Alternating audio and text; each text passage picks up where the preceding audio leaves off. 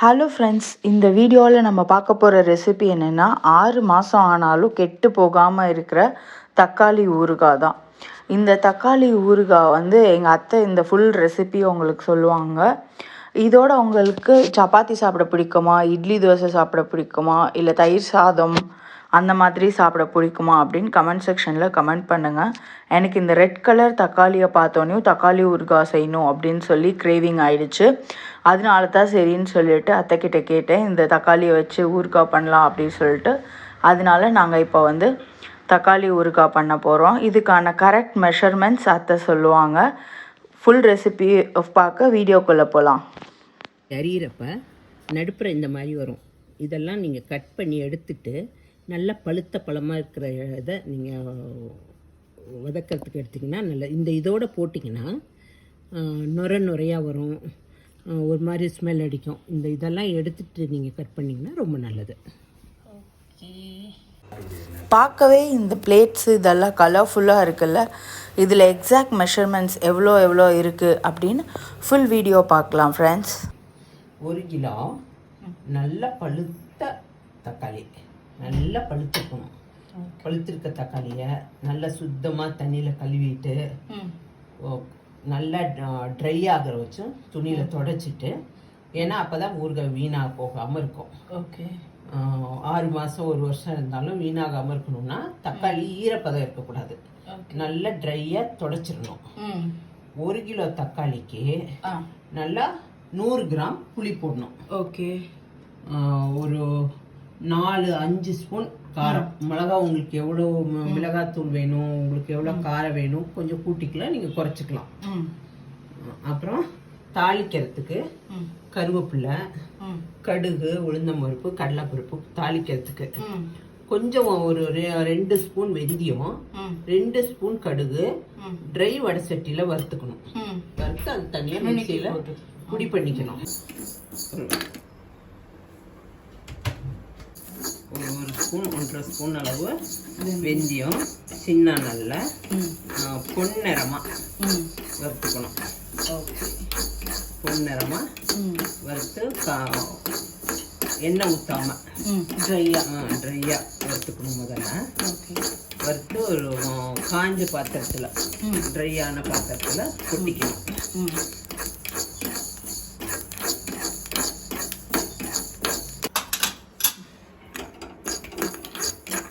இது 1 spoon 1 spoon அளவு கடுகு படப்படன்னு வெடிக்கிறப்ப எடுத்துடணும். ஓகே, ரொம்ப கருப்பாக்குற மாதிரி வறுக்கக்கூடாது.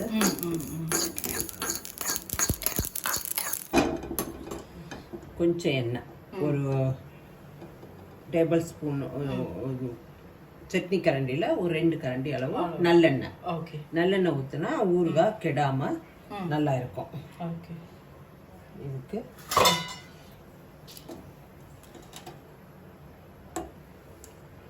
எண்ணெய் நல்லா காஞ்சதுக்கப்புறம்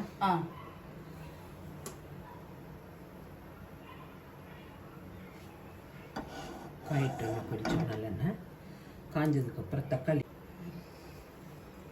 இப்போ எண்ணெய் காஞ்சிருக்கு, கொஞ்சம் தான் எண்ணெய் எடுத்துருக்கோம். 100 கிராம் எண்ணெயில் கொஞ்சம் எண்ணெய் ஊற்றி முதல்ல இந்த தக்காளியை நம்ம வணக்கிக்கிறோம். ஓகே, இந்த ஈரப்பசையெல்லாம் போகிற மாதிரி நல்லா வணக்கிக்கிறோம்.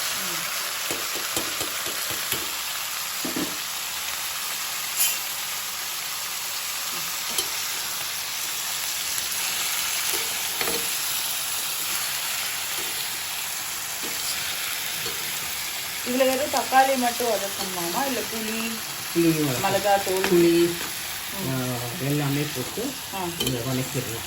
உப்பு, மிளகாத்தூள், உப்பு எல்லாம் போட்டால் இந்த தக்காளி கொஞ்சம் நல்லா வணங்கும்.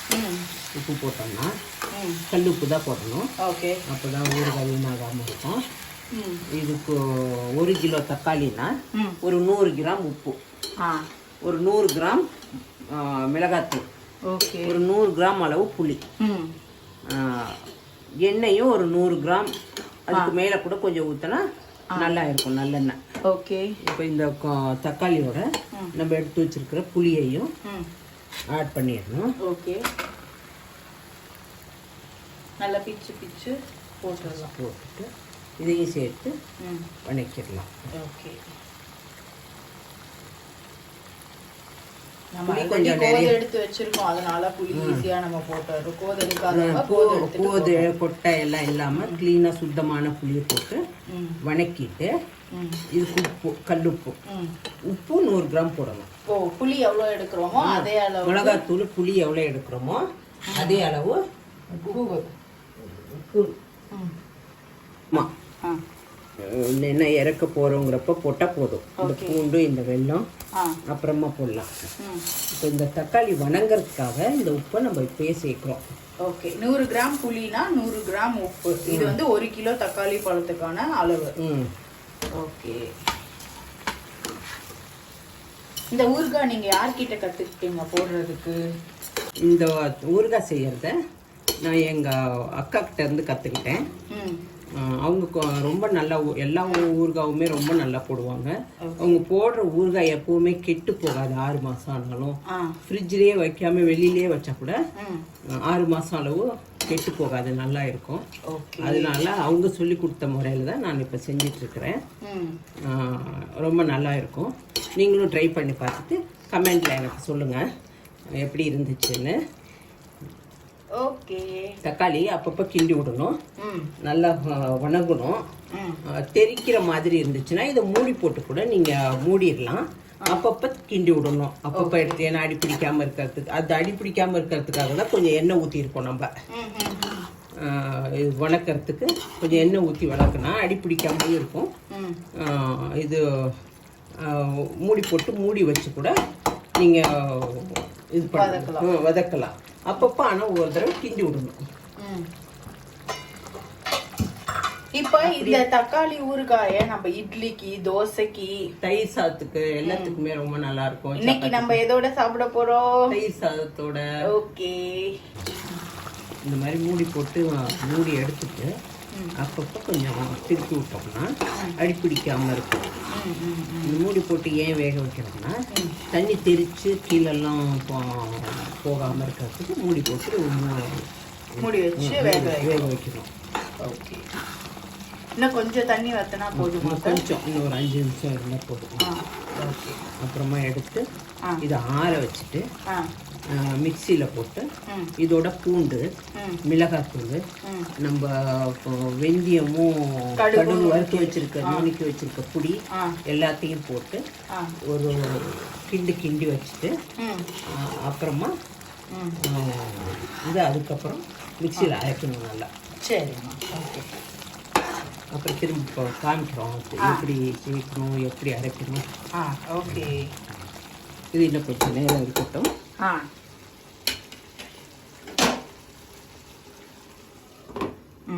ரெடி. ஓகே.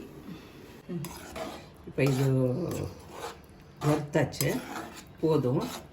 இதை அடுப்பு ஆஃப் பண்ணிவிட்டு இதை கொஞ்சம் நல்லா ஆற விட்டுட்டு இதை மிக்சியில் போட்டு கிரைண்ட் பண்ணிக்கணும் நம்ம. ஓகே. இதுலயே மிளகாத்தூள் எல்லாமே போட்டுடலாம். இது கொஞ்சம் ஆறுனதுக்கு அப்புறம் கூட போட்டுக்கலாம். ஏன்னா அப்புறம் இன்னும் எண்ணெய் ஊற்றி திரும்ப வணக்குவோம். அதுல மிளகாத்தூள் இதெல்லாம் ட்ரை ஆகி அந்த பச்சை வாசனை அது போயிடும்.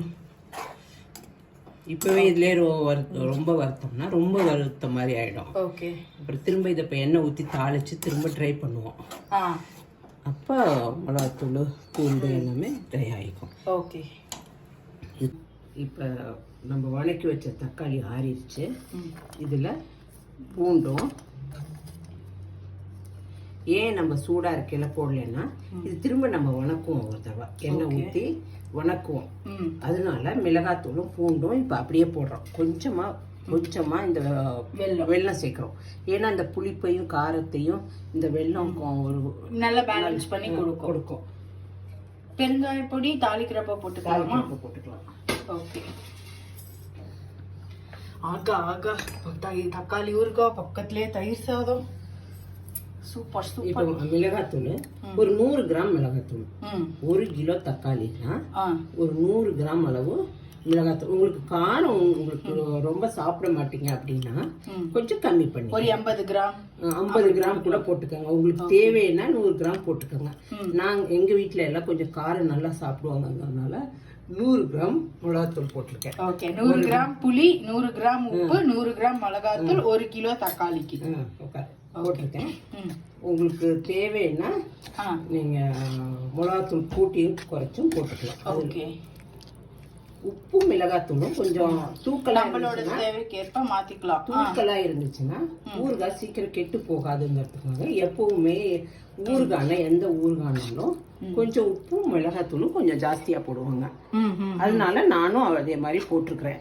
ஓகே, இது 6 மாசம் கெட்டு போகாம இருக்கும் இந்த ஊறுகாய். இந்த ஊறுகாய்க்கு நீங்க கேரண்டி? ஆமா. எண்ணெய் எல்லாம் பாத்தீங்களா எவ்வளவு எண்ணெய் ஊற்றிருந்தோம், கொஞ்சம் கூட எண்ணெய் இல்லை. எல்லாம் அது ட்ரை ஆகி எல்லாம் ஊறுகாய்க்குள்ள ஓடிடுச்சு. அப்புறம் லாஸ்ட்ல பிரிஞ்சு வரும். ஓ, சுத்தி அப்படியே எண்ணெய் பிரிஞ்சு வரும். அப்போ நம்மளோட ஊறுகாய் ரெடி ஆயிடுச்சுன்னு அர்த்தம். அது வச்சும் கிண்டிகிட்டே இருக்கணும். அப்புறம் அந்த இன்னொரு பொடி பண்ணோமே அது இப்போ போட்டுடலாம். வெந்தய பொடி கடுகு பொடியையும் இப்போ போட்டுடலாம். ஓகே ஓகே, அந்த கலர் பாருங்களேன் எவ்வளோ அழகா இருக்கு. அந்த டார்க் கலருக்கு மேலே இந்த பவுடர் போடுறச்ச ரொம்பவே சூப்பராக இருக்கு. இது மிக்ஸ் பண்ணிடலாமா அத்தை? மிக்ஸ் பண்ணிடலாம். ஓகே, ஆயிடுச்சு. நல்லா ட்ரை ஆயிடுச்சு. இப்போ ஆஃப் பண்ணிடலாம். ஆறுனதுக்கப்புறம் ஒரு டப்பாவில் ஸ்டோர் பண்ணிக்கலாம். ட்ரை ஆன டப்பாவில் ஸ்டோர் பண்ணி. அத்தை எனக்கு இந்த ஊறுகாயை தனியாக எடுத்துட்டு அந்த பாத்திரத்தில் அதை போட்டு பிசைஞ்சு பாரு எண்ணெய் எப்படி சுற்றி வருது பார்த்தியா? புரியுதா? அந்த சட்டியில ஒட்டாம அப்படியே பிரிஞ்சு திரண்டு வருது. அப்படி வரணும். அப்பதான் தக்காளி அதான் ஊறுகாயோட கரெக்டான கரெக்டான. ஓகே, அடுத்து ஆஃப் பண்ணிடலாம். ஓகே, அடுத்தது சட்டி சோறு சாப்பிட போறோம் ஃப்ரெண்ட்ஸ். நீங்களும் இந்த ரெசிபியை ட்ரை பண்ணி பார்த்துட்டு எங்களுக்கு கமெண்ட் செக்ஷன்ல சொல்லுங்க.